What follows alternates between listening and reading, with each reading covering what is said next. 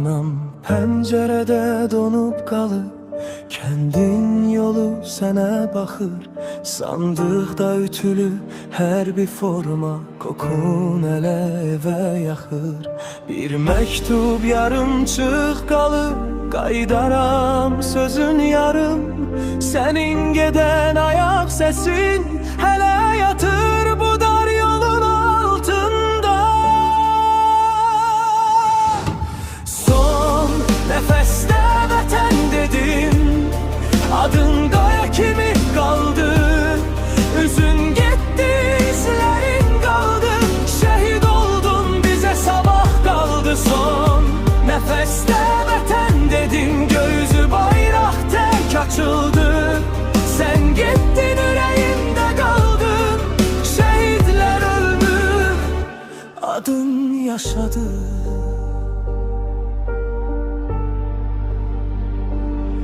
Uşağın çantasındadır şeklin, ders defteri kimi açır. Seni gözləyirəm deyir her gün, kömək üçün göğe bakır. Adını astık darvazaya, qara lentə şərəf kimi. Ürüröy döyünür seninle bir səngərdə, bir səkizlik. Nefeste vətən dedin, adın qaya kimi qaldı. Üzün getdi, izlerin kaldı. Şehit oldun, bize sabah kaldı. Son nefeste vətən dedin, göğüzü bayraq tek açıldı. Sen gittin, yüreğimde kaldın. Şehitler öldür, adın yaşadı.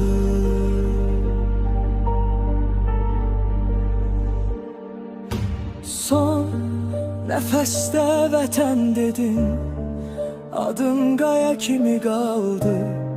Üzün getdi, izlerin kaldı. Şehit oldun, bize sabah kaldı.